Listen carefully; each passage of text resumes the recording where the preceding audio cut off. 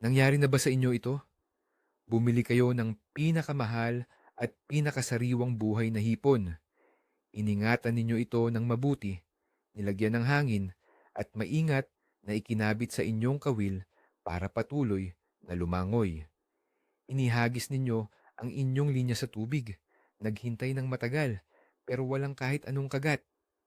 Tapos, titingin kayo sa inyong katabi. Ang gamit lang niya ay murang hipon na galing sa yelo, patay na patay, at minsan ay medyo durog pa.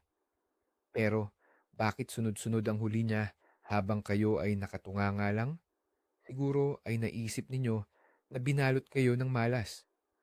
Pero paano kung sabihin ko sa inyo na ang paggamit ng buhay na hipon sa ilang sitwasyon ay isang malaking pagkakamali? Ngayon, babasagin natin ang isa sa pinakamatandang batas sa pangingisda. Ipapaliwanag ko sa inyo kung bakit mas pinipili ng mga malalaking isda ang patay at nagyayalong hipon kumpara sa buhay na pain. Pagkatapos ninyong marinig ito, siguradong mag-iiba ang pananaw ninyo sa susunod ninyong pagbili ng pain. Kayo ba? Naniniwala ba kayo na laging mas maganda ang buhay na pain? Pag-usapan natin yan sa mga komento. Mula pa noong tayo ay nagsimulang matutong mamingwit kasama ang ating mga tatay o lolo, isang aral ang palaging itinatanim sa ating mga isipan. Ang aral na ito ay nagsasabing ang buhay na pain ang pinakamaganda sa lahat. Ayon sa nakasanayan, kung ang pain mo ay gumagalaw, pumipitik at lumalangoy sa ilalim ng tubig, walang isda ang makakatanggi dito. Dahil sa paniniwalang ito, marami sa atin ang handang gumastos ng malaki para lang makabili ng buhay na hipon. Nagdadala pa tayo ng mabibigat na lalagyan, mga baterya, at makina para lang bigyan ng hangin ng tubig at mapanatiling buhay ang ating mga pain. Ginagawa natin ito ng paulit-ulit sa loob ng maraming taon dahil ito ang itinuro sa atin.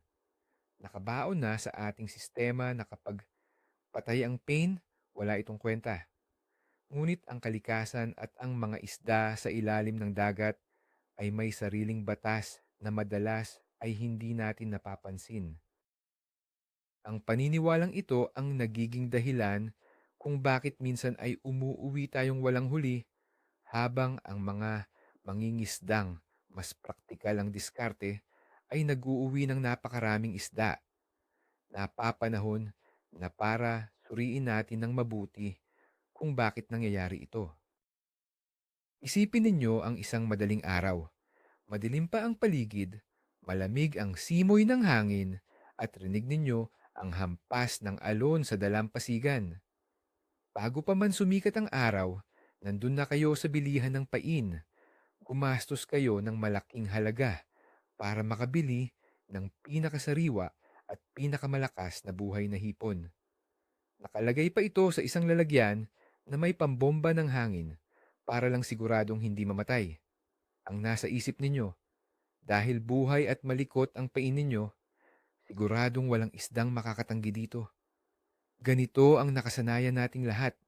Ang paniniwala natin, kapag gumagalaw at pumipitik ang hipon sa ilalim ng tubig, ito ang pinaka nakakaakit na pagkain para sa mga malalaking isda.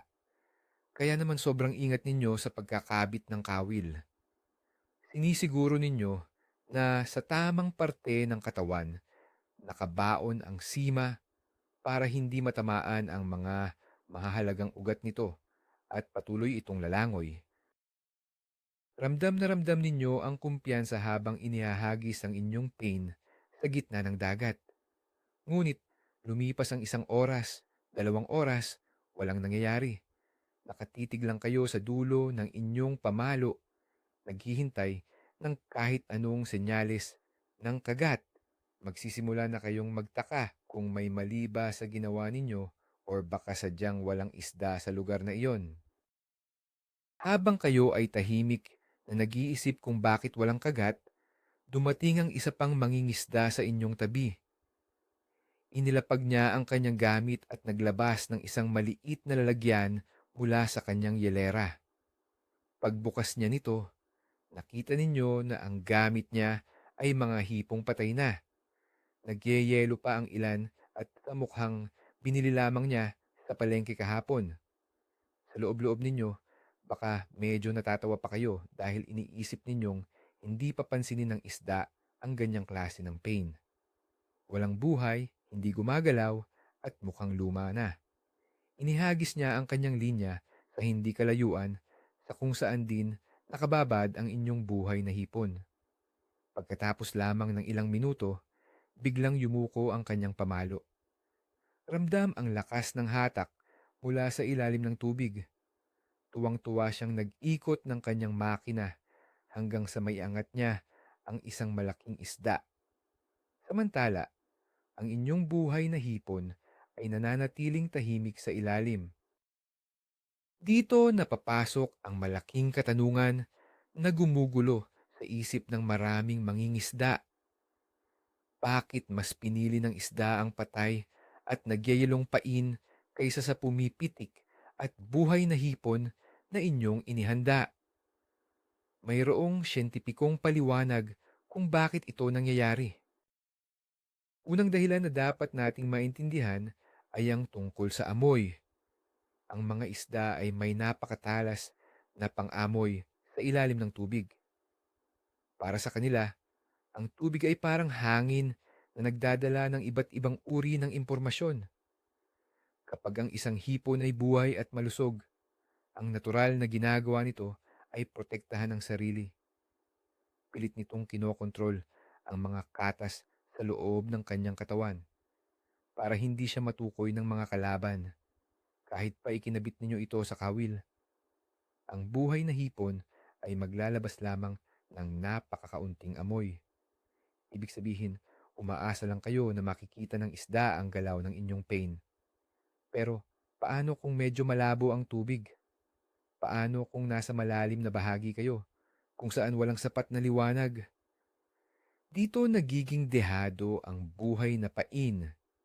Hindi ito madaling mahanap ng mga isda na gumagamit ng kanilang pang-amoy para maghanap ng pagkain. Kadalasan, ang buhay na hipon ay naghahanap pa ng mapagtataguan sa ilalim ng dagat. Pumapasok ito sa mga siwang ng bato o nagbabaon sa buhangin, kaya lalong hindi ito nakikita ng mga isdang gusto sana nating hulihin. Ngayon, ikumpara natin ito sa nangyayari kapag gumamit tayo ng frozen o nagyayelong hipon. Kapag ang hipon ay namatay at inilagay sa yelo, nagkakaroon ng malaking pagbabago sa mismong laman nito. Ang matinding lamig ay sumisira sa mga selula ng hipon. Dahil dito, kapag ang frozen na hipon ay ibinabad na ninyo sa tubig dagat at nagsimulang matunaw, bigla itong maglalabas ng napakaraming katas. Ang mga katas na ito ay punong-puno ng mga amino acid at protina na napakabilis kumalat sa ilalim ng tubig kasabay ng agos. Para sa mga isda, ang amoy na ito ay parang isang malaking senyalis na nagsasabing mayroong libre at madaling pagkain sa malapit. Hindi na kailangang makita ng isda ang inyong pain. Susundan lang nila ang matapang na amoy na umaagos mula sa inyong patay na hipon hanggang sa matagpuan nila ito. Sa makatuwid, ang inyong frozen na pain ay nagsisilbing isang malakas na pang-akit o charm na patuloy na nagpapalabas ng amoy habang ito ay nakababad sa tubig. Ito ang dahilan kung bakit mas mabilis itong matagpuan ng mga nagugutom na isda kumpara sa buhay na hipon na nagtatago.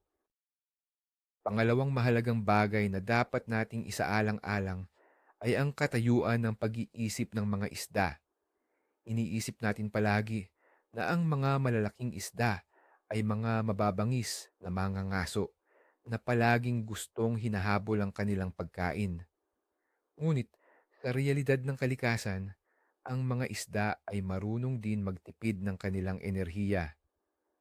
May mga araw, lalo na kapag mainit ang tubig o kapag mahina ang agos, na ang mga isda ay tinatamad maghanap ng pagkain. Sa mga panahong ito, ayaw nilang mag-aksaya ng lakas sa paghabol sa isang buhay na hipon na mabilis pumitik at tumalon palayo. Para sa kanila, mas madaling kainin ang isang bagay na nakahiga lamang sa ilalim at hindi lumalaban. Ang patay at nagyayalong hipon ay nag-aalok ng isang napakadaling pagkain. Hindi na kailangang paghirapan pa ng isda. Lalapitan lang nila ito, aamuyin sandali at lulunukin ng buo. Ang mga mangingisdang matagal na sa industriya ay alam na may mga pagkakataon na ang isda ay nagiging tagalinis ng ilalim ng dagat imbes na maging aktibong mangangaso. Isa pang aspeto na madalas nating nababaliwala ay ang tigas ng balat ng pain. Kapag ang hipon ay buhay, ang balat nito ay matigas at nakadepensa. Ang mga maliliit na isda o ang mga isdang maingat, kumagat ay minsan umiiwas kapag nararamdaman nila ang matigas na sungay at balat ng buhay na hipon. Kadalasan, pipitikin lamang nila ito o kakagatin ang buntot ng hindi nilulunok ang buong pain kung nasaan ang kawil. Ngunit kapag ang hipon ay namatay at dumaan sa pagkakayelo, ang balat nito ay nagiging mas malambot. Ang buong katawan ng hipon ay nagiging mas madaling kainin. Mas komportable ang mga isda na lunukin ng ganitong klase ng pain dahil alam nilang hindi ito manlalaban sa loob ng kanilang bibig. Ang malambot na tekstura ng natunaw na frozen shrimp ay nagbibigay ng impresyon sa isda na ito ay isang ligtas at masarap na kagat.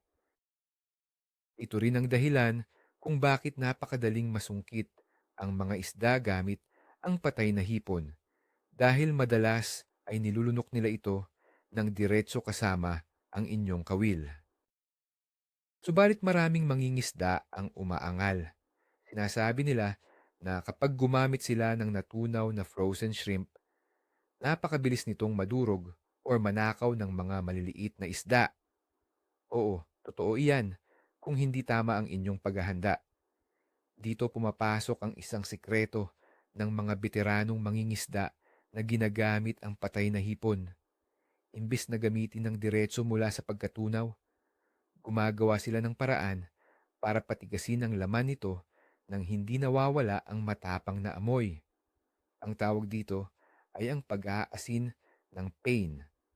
Bago sila pumunta sa dagat, inilalatag nila ang mga patay na hipon sa isang dyaryo at tinatabunan ito ng magaspang na asin. Ang asin ay sinisipsip ang labis na tubig mula sa loob ng hipon, kaya ang laman nito ay nagiging kasing kunat ng goma. Kapag ginamit mo ang inasinang patay na hipon, nandun pa rin ang malakas nitong amoy pero hindi na ito madaling nakawin sa kawil. Napakatagal nitong nakababad sa tubig at kaya nitong tiisin ang mga maliliit na kagat hanggang sa dumating ang tunay na malaking isda na maglulunok dito. May kinalaman din sa kulay ang tagumpay ng inyong pain. Pagmasdan ninyo ng maigi ang isang buhay na hipon sa loob ng tubig. Ang kulay nito ay halos nagiging kasing kulay ng paligid. Minsan ay nagiging parang salamin na halos hindi makita. Ito ang kanilang natural na pamamaraan para makaiwas sa mga kalaban. Ngunit bilang isang mangingisda, gusto natin na makita ng mga isda ang ating pain. Kapag ang hipon ay namatay at nanggaling sa yelo, nagbabago ang kulay nito. Madalas ay nagiging puti, kulay gatas, o minsan ay may bahagyang kulay rosas. Ang mga kulay na ito ay napakalinaw at kapansin-pansin sa ilalim ng tubig, lalo na kung ang dagat ay madilim or medyo malabo dahil sa pag-ulan. Kapag nakita ng isang naglalakbay na isda ang kapansin-pansing kulay na ito na nakalatag sa madilim na ilalim ng dagat, agad itong magiging sentro ng kanilang atensyon. Ang kombinasyon ng kakaibang kulay at malakas na amoy ng patay na hipon ay isang pamamaraan na napakahirap labanan para sa anumang nagugutom na predator. Pag-usapan naman natin kung ano ang nangyayari kapag mayroong malakas na agos ng tubig. Kapag kayo ay nagbabad ng buhay na hipon sa lugar na may malakas na agos, ang natural na reaksyon ng inyong pain ay lumaban sa agos para makapunta sa ligtas na lugar. Dahil nakatali ito sa inyong linya, ang galaw nito ay nagiging artipisyal. Minsan pa nga ay nag-iikot-ikot ito ng mabilis na nagmumukhang kakaiba sa paningin ng mga matatalinong isda. Alam ng mga isda kung paano dapat kumilos ang isang hipon sa natural na kapaligiran. Kapag nakita nila ang inyong buhay na hipon na umiikot-ikot dahil sa kawil at agos, lalayuan nila ito. Sa kabilang banda, ang patay at natunaw na frozen shrimp ay kusang sumasama sa natural na daloy ng tubig. Ang pag-indayog nito sa ilalim ay parang isang natural na patay na hayop na inaanod lang ng agos.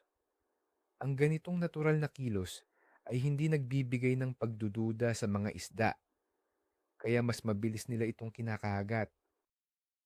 Hindi rin natin pwedeng kalimutan ang tungkol sa mga senyales ng pagkabahala o stress signals. Kapag ang buhay na hipon ay ikinabit ninyo sa kawil, nakakaramdam ito ng matinding takot at sakit. Naglalabas ito ng mga chemical sa tubig na nagbababala sa iba pang mga hipon na mayroong panganib. Sa ilang pagkakataon, ang mga senyalis ng stress na ito ay nakakaakit ng malalaking isda. Ngunit sa mga lugar kung saan ang mga isda ay laging nahuhuli o sanay na sa mga mangingisda, ang mga isda ay nagiging mas maingat. Kapag nararamdaman nila ang kakaibang kaba ng isang nakakawil na buhay na hipon, imbes na lumapit ay naghihinala sila at lumalayo. Ito ang madalas mangyari sa mga lugar na maraming namimingwit. Ang patay at nagyayalong hipon ay tahimik lang. Walang inilalabas na senyales ng takot o panganib. Isa lamang itong piraso ng pagkain na nag-aantay na kunin, na nagpapababa sa antas ng pag-iingat ng mga matatalinong isda na gusto sana nating maiuwi. May isa pang katotohanan na hindi gustong aminin ng maraming gumagamit ng buhay na pain. Ano ba talaga ang nangyayari kapag ang buhay na hipon ninyo ay namatay habang nakababad pa sa ilalim ng tubig? Dahil sa haba ng oras sa ilalim o dahil sa pagkakabao ng inyong kawil, mamatay din ito kinalaunan. Kapag nangyari iyon, ang katawan nito ay maninigas sa isang kakaiba at hindi natural na posisyon. Madalas itong nakabaluktot na parang nakatiklop. Ang ganitong itsura ay napakatigas sa bibig ng isda at hindi nakakaakit dahil wala rin itong gaanong amoy. Ibang-iba ito sa natunaw na frozen shrimp na malambot ang buong katawan. Ang patay na nanggaling sa yelo ay madaling ituwid sa kawil. Maaari mo itong ipalupot ng maayos para mas maging natural ang forma nito. Kahit itapon mo ito ng paulit-ulit, mapapanatili nito ang maayos na hugis na parang nag-aanyaya sa mga dumadaang isda. Kaya imbis na maghintay na mamatay ang buhay na hipon sa ilalim at manigas, mas maganda pang simulan na kaagad ang pangingisda gamit ang nakahandang malambot at mabangong patay na pain. Isipin din natin ang epekto nito sa diskarte at kalmado ng mismong mangingisda. Kapag bumili kayo ng napakamahal na buhay na hipon, mayroon kayong pressure na dapat makahuli kayo para mabawi ang puhunan. Kaya tuwing lumilipas ang 10 minuto na walang kagat, hindi kayo mapakali. Iniaangat ninyo ang linya para suriin kung buhay pa ba ang pain na siya namang nakakasira sa katahimikan sa ilalim ng tubig at nagtataboy sa mga isda na malapit na sanang kumagat. Ang patuloy na paggalaw ng inyong pain mula sa madalas na pagsilip ay isang malaking pagkakamali. Ngunit kapag ang gamit ninyo ay murang frozen na hipon mula sa palengke, mas kalmado kayo. Ihahagis ninyo ang pain, ilalagay ang pamalo sa sabitan, at tatahimik kayong maghihintay. Hahayaan ninyo ang amoy ng pain na gawin ang trabaho nito. Ang pasensyang ito na dulot ng kawalan ng pag-aalala sa puhunan ang madalas na nagiging susi para makakuha ng tunay na malaking huli mula sa kailaliman. Isa pa sa dapat nating tandaan ay kung anong uri ng isda ang target ninyong hulihin. May mga isda na halos naglalagi lang sa pinakailalim at naghihintay ng mga nahuhulog na patay na hayop mula sa itaas. Ang mga isdang tulad ng snapper o maya-maya at mga isdang bato ay sanay na maghanap ng pagkain gamit ang kanilang pang-amoy sa madilim na bahagi ng dagat. Para sa kanila, ang patay na hipon na naglalabas ng matinding katas ay parang isang espesyal na handaan na inihain ng direkta sa kanilang harapan. Hindi nila kailangang makipag-unahan sa ibang isda or maghabol ng mabilis. Kaya kung ang target ninyo ay mga isda sa ilalim na mahilig maglinis at maghanap ng madaling pagkain, ang frozen na hipon ay ang perpektong pain na dapat ninyong gamitin. Ang buhay na hipon sa kabilang banda ay mas angkop lamang sa mga isdang nangangaso sa bandang ibabaw ng tubig na umaasa sa bilis ng paningin. Napakahalaga rin na pag-usapan natin ang hugis at ang laki ng inyong pain kapag nakakabit na ito sa kawil. Kapag inilawit ninyo ang buhay na hipon, madalas ay tinitiklop nito ang kanyang buntot palapit sa kanyang ulo. Dahil dito, ang nakikita ng isda ay isang mas maliit na bagay. Ngunit kapag gumamit kayo ng natunaw na frozen shrimp, napakadali nitong ayusin at ituwid sa mismong katawan ng kawil. Maari ninyong itusok ang kawil mula sa buntot hanggang sa umabot ito sa bandang ulo na pinapanatiling direkta at buo ang katawan ng hipon. Sa paningin ng isang nagugutom na isda, ito ay isang mas malaki at mas busog na pagkain na sulit kainin. Hindi na nila papansinin kung ito ay hindi pumipitik dahil ang mahalaga sa kanila ay ang laki ng bahagi at ang amoy na umaabot sa kanilang pakiramdam. Ang ilusyon ng laking ito ay madalas nagreresulta sa mas mabilis at mas agresibong kagat mula sa mga pinupuntirya nating isda. Marami ring mangingisda ang hindi naiisip na ang mga hipon ay mayroong tinatawag na natural na langis sa kanilang katawan. Ang langis na ito ang nagdadala ng pinakamatinding pampalasa at amoy na hinahanap ng mga isda. Kapag ang hipon ay buhay, ang langis na ito ay nakakulong sa kanilang sistema. Ngunit kapag ang hipon ay ibinabad sa yelo at namatay, at pagkatapos ay inilagay ninyo sa mainit na tubig ng dagat, ang mga langis na ito ay nagsisimulang sumingaw. Makikita ninyo minsan na may manipis na parang kumikinang na langis na umaangat mula sa inyong patay na pain. Ang langis na ito ay hindi madaling mawala sa tubig. Kumakapit ito sa mga bato at korales sa ilalim na lumilikha ng isang daanan o trail ng amoy na masusundan ng mga isda kahit mula pa sa malayo.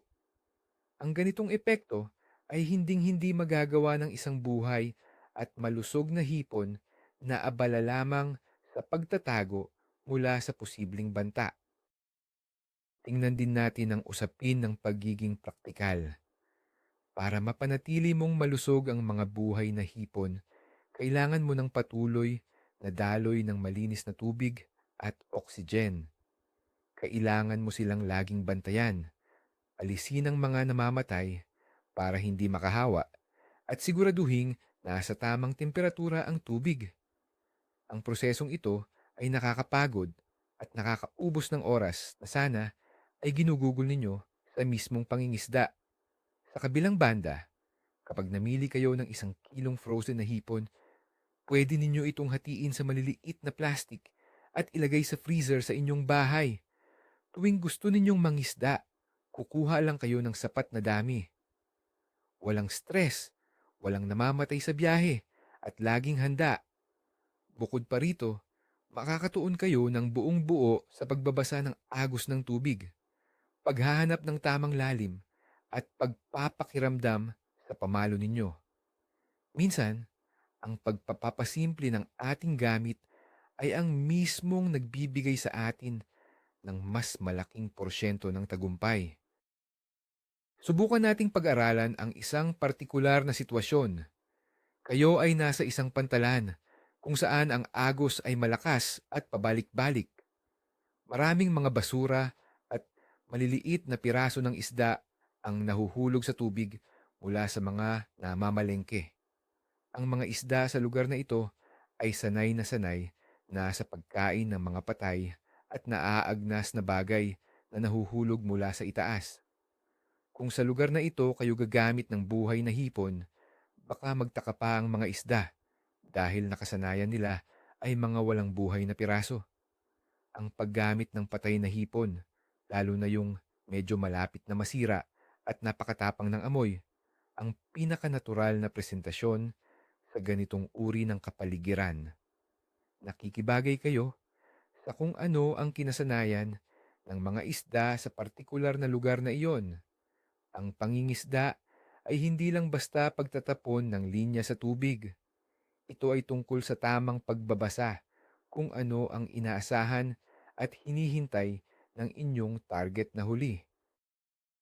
Dumating din tayo sa punto ng mismong pagkakabit ng pain.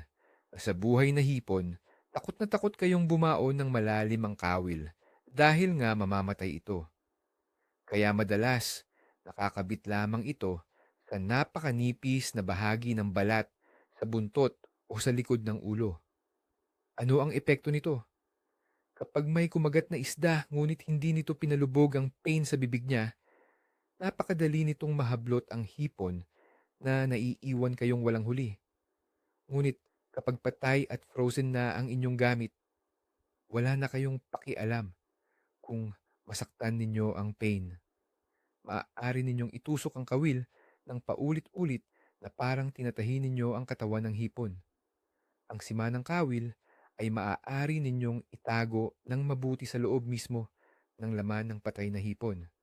Sa ganitong paraan, siguradong matibay ang pagkakakabit nito at hindi madaling mananakaw. Pagsunggab ng isda at paghatak ninyo pabalik, halos 100% natatama at babaon ang inyong kawil. Isa pang napakagandang pamamaraan sa paggamit ng frozen shrimp ay maaari ninyo itong ihalo sa iba pang mga pampalasa. Oo, tama ang dinig ninyo. May mga magagaling na mangingisda na binababad muna ang kanilang patay na hipon sa bawang o sa mga espesyal na likido na may malakas na amoy bago gamitin. Ang patay at tuyong laman ng hipon ay parang espongha na sumisipsip ng kahit anong lasa at amoy na ilagay ninyo. Hindi ninyo ito magagawa sa buhay na hipon dahil mamamatay agad ito at hindi rin nito masisipsip ang amoy dahil may proteksyon ang kanyang katawan. Sa pamamagitan ng paglalagay ng dagdag na amoy sa patay na hipon, nagagawa ninyong gawing doble o triplo ang lakas ng pang-akit ng inyong pain. Ginagawa ninyo itong isang super pain na siguradong maamoy kahit sa pinakamalayo at pinakamalalim na bahagi ng dagat na inyong pinapangisdaan. Kaya sa susunod na kayo ay maghahanda para sa isang araw ng pangingisda, huwag kayong mag-atubiling subukan ang mga patay na hipon na nakikita ninyo sa yelera ng palengke. Hindi porket itinuro ng mga nakatatanda na buhay, dapat ang pain ay ibig sabihin ito na lamang ang tanging paraan. Ang kalikasan ay nagpapakita sa atin na minsan mas epektibo ang pagpapadala ng malakas na amoy mula sa patay at malambot na pine kaysa sa maingay at mabilis na galaw ng buhay na hipon. Kailangan lamang nating buksan ang ating isipan sa mga ganitong diskarte na napatunayan na ng maraming karanasan sa aktwal na pangingisda. Hindi laging kailangang maging magastos at mahirap ang paghahanap ng huli. Minsan, ang sikreto sa tagumpay at masaganang huli ay matatagpuan sa isang murang balot ng nagyayelong hipon na inyong madalas na binabaliwala dati. Ngayon ay malinaw na natin nakita na hindi palaging nangangailangan ng buhay na pain para makahuli ng malaki. Ang inaakala nating walang kwentang patay at nagyayelong hipon ay nagiging isang malakas na bomba ng amoy sa ilalim ng tubig na nag-aakit sa mga nagugutom ngunit tamad na malalaking isda. Ito ang patunay na ang pangingisda ay hindi lamang labanan ng lakas o ganda ng kagamitan, kundi labanan din ng tamang diskarte at pag-unawa sa kalikasan ng isda. Ang pamamaraang ito ay siguradong magpapabago sa paraan ng inyong pagpapain at magbibigay sa inyo ng mas maraming pagpipilian kapag nasa tubig na kayo. Maraming salamat sa inyong panonood at pagsama sa atin sa talakayang ito. Kung nakatulong sa inyo ang mga impormasyong ito, mangyari po lamang na mag-subscribe kayo sa ating channel at pindutin ang like button. Gusto ko ring malaman ang inyong karanasan.